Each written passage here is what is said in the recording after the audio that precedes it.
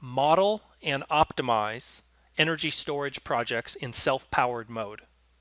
So this video is all about self-consumption, where storage is used to prevent exporting solar production to the grid. And this video is part of our energy storage video tutorial series. Here are the topics and start times in case you want to skip ahead. So we're going to start with an explanation of self-consumption. Then we'll review the steps to set up and model this type of analysis. We'll then jump into a real-world case study project, and we'll finish by demoing our system optimization feature. To overview this concept of self-consumption, or energy storage in self-powered mode, we're going to start with a visualization, looking at consumption data, solar production data, and then storage dispatch data. So to start with on the screen here, I've got 7 days of load profile data for a residential customer. And you can see as I hover my mouse, their peak occurs around, let's call it 5:30 p.m. to about 8:30 p.m. in the evening, which is pretty typical for a homeowner. Okay, now let's overlay the solar production and also display the net demand. And right away, we can instantly see all of the exported energy in light blue.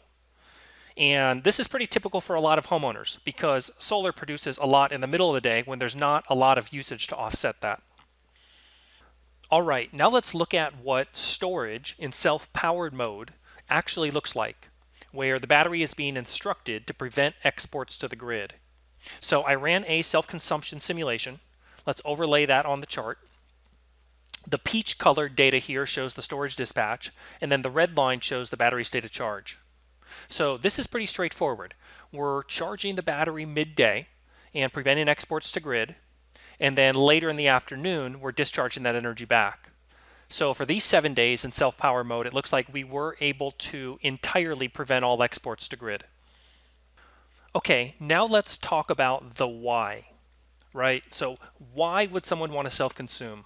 What's the motivation for doing so? And there are 3 motivators that I'll mention. Number 1, a financial return.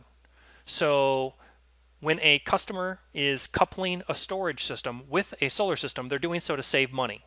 This could be in a net metering version 2.0 scenario where solar exports to the grid are getting valued at a discounted rate compared to the retail rate. And we're going to look at a real-world case study of that in just a minute.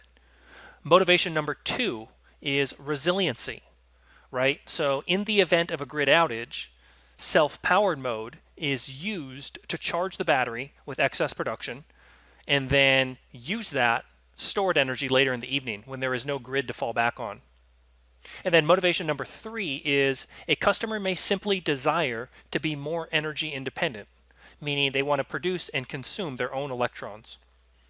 Okay, before we jump into the case studies, let's quickly review the key inputs and outputs when modeling an energy storage project in self-consumption mode.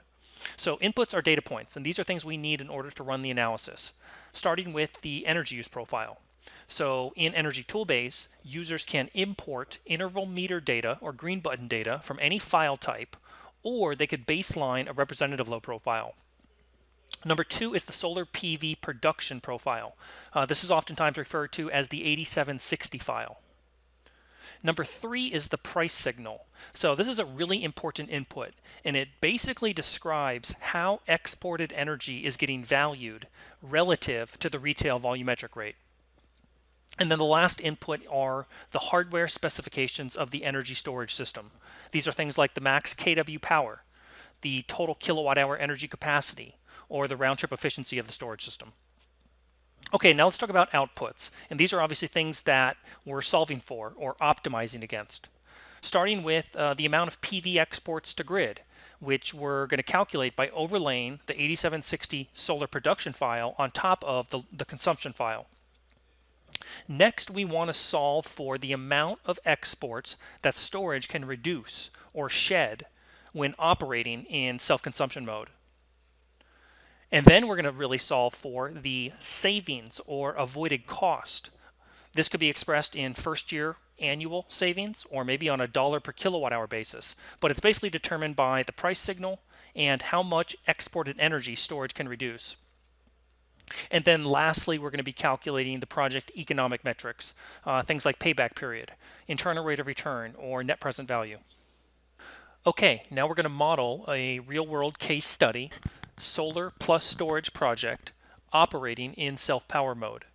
So the first example I set up is for a residential customer in Hawaii. And this customer happens to be in the HECO, the Hawaii Electric Company territory, and they're on the rate schedule R. So for our first run here, we're going to be assuming that this customer interconnects via the Customer Self-Supply program in HECO. And this is a program whereby exported energy to the grid gets valued at 0. So that's what I've set up here under my additional metering details, which obviously is a very strong price signal to not export to grid. Okay, let's quickly review the other project inputs that I've got set up for this deal to give us some context, starting with the consumption side. So as you can see, I'm on the Edit Energy Use Profile screen here, and on an annual basis, the total usage is 13,241 kilowatt hours year one consumption. And as you can see, I'm utilizing the ETB load profiler feature to baseline a representative load profile here, and I'm using the Department of Energy OpenEI as the reference file. And we've got a nice feature here where you can step in and look at the shape of the average seasonal load profiles by quarter. Okay, so that's the usage side of the equation. Let's toggle back to the edit proposal screen and talk about the solar side of the equation. So it looks like we got an 8 kW DC rated solar system producing 11,362 kilowatt hours annually, which translates to an 86% offset of kilowatt hour consumption. So we've got a pretty fully sized solar system for this initial run. Lastly, I just want to highlight again the price signal. So let's go over to step 2. We've already talked about how exported energy is getting valued at 0, but I want to quickly reference the Hawaii Electric Company rate schedule R tariff. So we'll step into this, and I want to toggle over to the energy charges tab and just quickly reference what the cost of energy is. And it looks like here the volumetric retail rate of energy is in the 27 to, let's call it, 31 cent per kilowatt hour range. And you can see this is an inclining block structure tariff. So the key takeaway here is that we have a very strong price signal. 27 to 30 cents retail versus 0 export. Okay, now before we add our energy storage system, let's quickly review the key outputs from this solar PV only run. And obviously the key number here is exported energy. So we can see down at the dashboard on bottom that this customer would be exporting 51% of their solar production to grid. Again, this is based on a pretty fully sized 86% offset solar system. So we're exporting a lot here, and we're obviously really going to get penalized for that.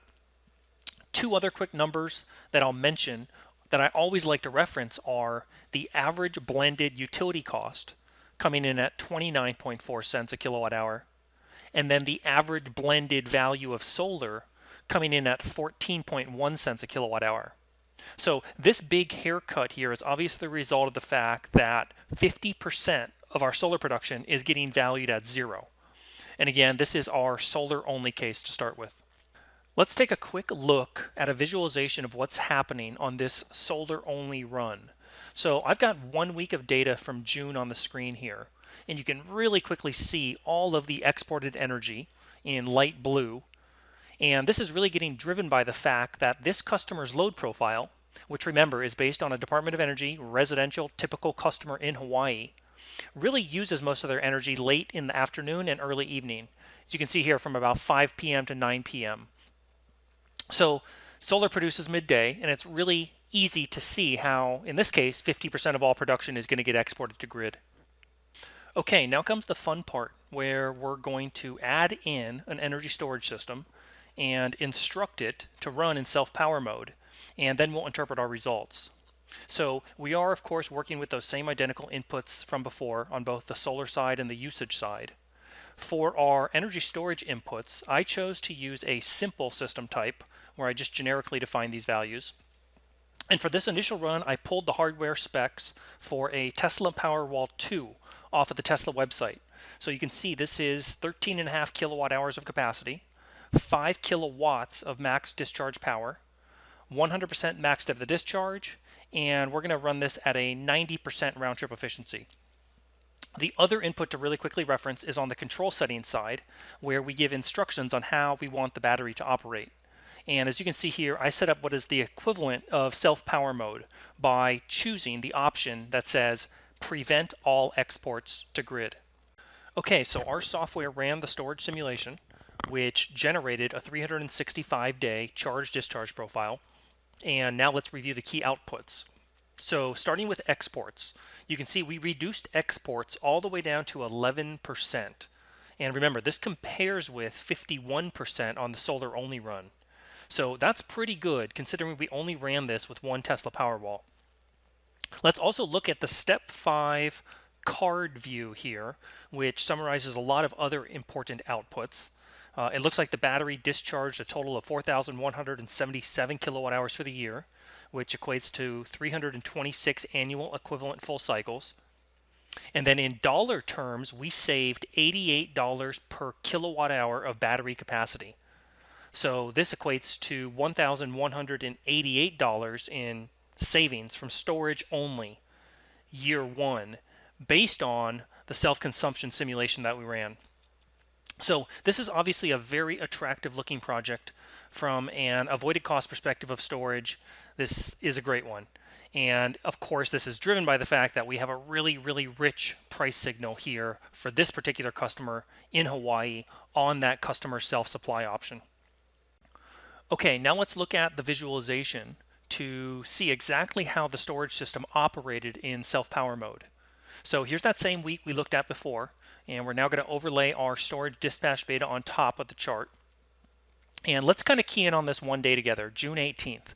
As you can see, we're coming into the day at 5:30 in the morning empty at a state of charge of 0. As we come into the morning and into the afternoon and the solar is producing more than we're using, we're charging the battery all the way up until 2 p.m. in the afternoon, at which point we hit a state of charge of 100%. And basically after that point, we're going to be exporting solar to grid because we simply don't have any capacity left in the battery to store. So if I zoomed out wide to the full range, you can see this is actually a pretty similar effect to what happens this entire billing cycle. Now, you may be watching this and thinking to yourself, okay, well, the storage system did a good job, right? It reduced exports from 51% down to 11%, and we got a pretty solid, significant savings as a result of that. But that's not good enough for me because I need to reduce exports to 0. And maybe there's an example where you're modeling a solar plus storage project in a market where the rules explicitly state that you cannot export any kilowatt hours to grid. Or maybe your customer just gave you a mandate to say, hey, figure out which system size I need to 100% self-consume. And this is really a great segue to our next section where we're going to look at the ETB optimizer feature, where you can goal seek the system size you need for any type of outcome like that. Okay, before we review how to run optimizations, I want to talk through the concept of price signals a little bit deeper, because the price signal plays a huge part in what the avoided cost from storage is going to be when the battery gets operated in self-consumption mode. So the Hawaii case study is obviously an outlier.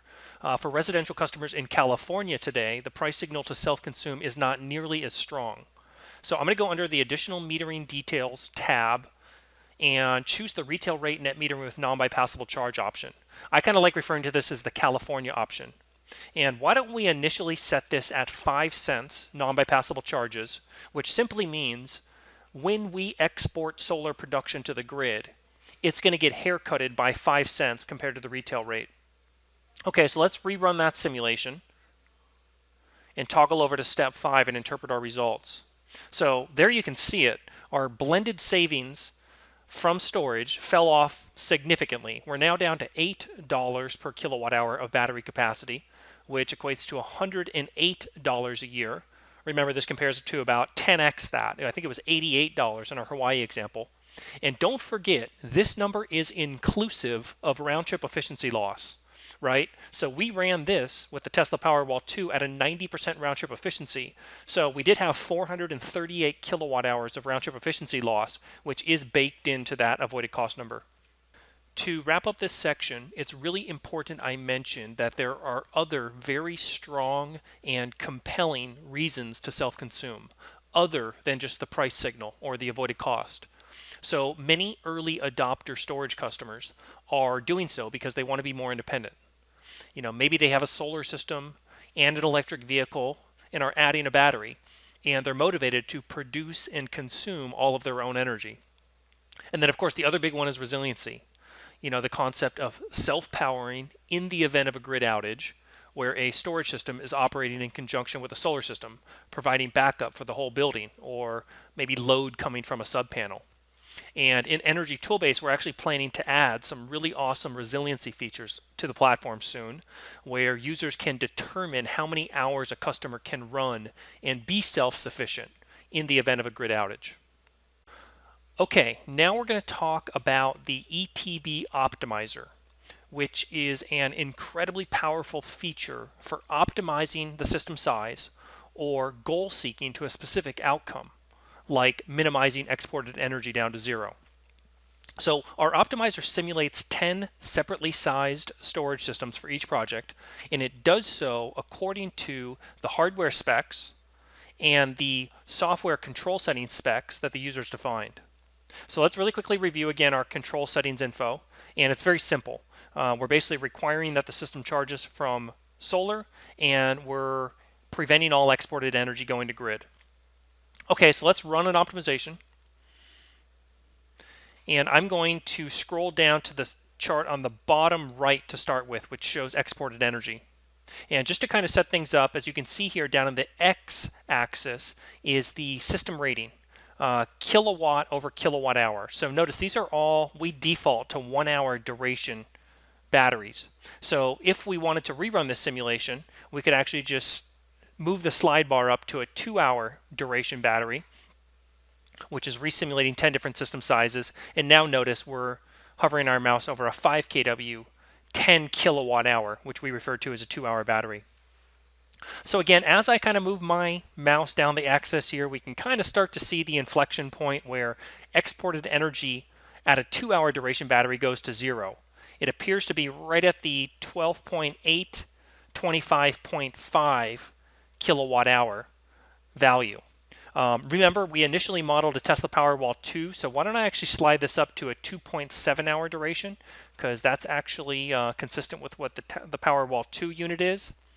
And now I think if I was to kind of hover my mouse over here, this would be the equivalent of 2 Tesla Powerwall 2 units, right? A 10 kW, 28 kilowatt hour. And it looks like at 2 units, we can, in fact, get exported energy all the way down to zero in this initial optimization run.